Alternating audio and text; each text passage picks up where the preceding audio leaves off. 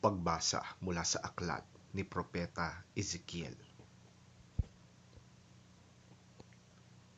Ito ang ipinapasabi ng Panginoong Yahweh. Ako mismo ang maghahanap at mag-aalaga sa aking mga tupa. Kung paanong hinahanap ng pastol ang tupa niyang nawawala, gayon ko hahanapin ang aking tupa. Kukunin ko sila saan man sila itinapon noong panahon ng kanilang kasamaan. Titipunin ko sila mula sa iba't ibang dako upang ibalik sa sarili nilang bayan. Doon ko sila aalagaan sa kaparangan ng Israel, sa tabi ng mga bukal ng tubig at sa magagandang pastulan. Aalagaan ko sila sa sariwang pastulan, sa tahimik na kaburulan ng Israel. Mamamahinga sila sa sariwang pastulan at manginginain ng sariwang damo sa kaburulan ng Israel. Ako mismo ang magpapastol sa kanila at hahanap ng kanilang pahingahan. Hahanapin ko ang nawawala, ibabalik ang nalalayo, hihilutin ang napilay, palalakasin ang mahihina. Ngunit pupuksain ko ang mga malulusog at malalakas. Ibibigay ko sa kanila ang katarungan.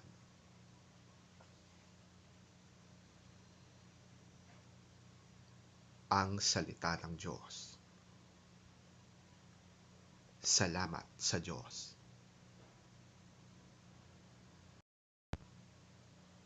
Pagbasa mula sa sulat ni Apostol San Pablo sa mga taga-Roma. Ang pag-ibig ng Diyos ay ibinuhos na sa ating mga puso sa pamamagitan ng Espiritu Santo na ipinagkaloob sa atin ng Diyos. Sapagkat noong tayo'y mahihina pa, namatay si Kristo sa takdang panahon para sa mga makasalanan. Mahirap mangyaring ialay ni numan ang kanyang buhay alang-alang sa isang taong matuwid, kahit na maaaring may mga has na gumawa nito alang-alang sa isang taong mabuti. Ngunit ipinadama ng Diyos ang kanyang pag-ibig sa atin nang mamatay si Kristo para sa atin noong tayo'y makasalanan pa. Kaya't sa pamamagitan ng kanyang dugo, tayo ngayon ay napawalang sala at tiyak na maliligtas tayo sa poot ng Diyos. Dati, tayo'y mga kaaway ng Diyos, ngunit tinanggap na niya tayo bilang mga kaibigan sa pamamagitan ng pagkamatay ng kanyang anak. At dahil dito, tiyak na maliligtas tayo sapagkat si Kristo ay buhay. At hindi lamang yan, tayo'y nagagalak at nagpupuri sa Diyos sa pamamagitan ng ating Panginoong Hesukristo, sapagkat dahil sa Kanya ay tinanggap tayo bilang mga kaibigan ng Diyos.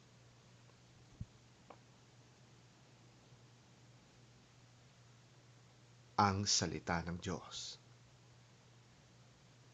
Salamat sa Diyos.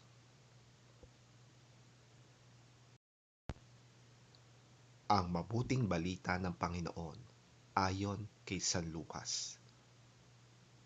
Papuri sa iyo, Panginoon. Dahil dito, sinabi sa kanila ni Jesus ang talinhagang ito. Kung ang sino man sa inyo ay may 100 tupa at mawalan ng isa, ano ang gagawin niya?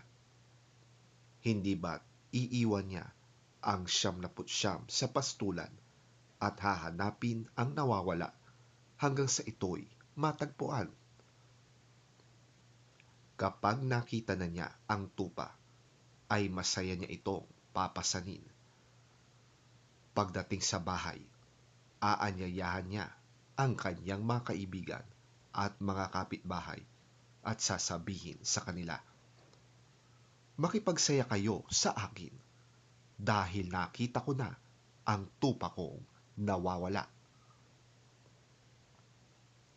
Sinasabi ko sa inyo, magkakaroon ng higit na kagalakan sa langit dahil sa isang makasalanang tumatalikod sa kasalanan kaysa 99 na matuwid na di nangangailangang magsisi.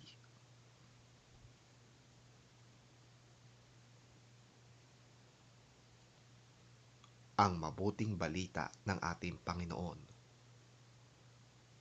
Pinupuri ka namin, Panginoong Hesukristo.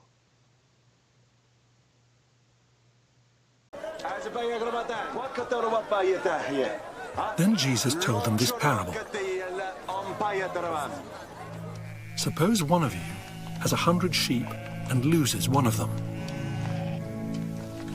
Doesn't he leave the 99 in the open country and go after the lost sheep until he finds it?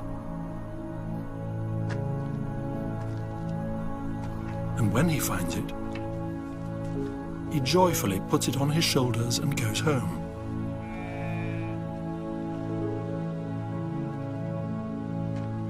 Then he calls his friends and neighbors together and says, "Rejoice with me, I have found my lost sheep."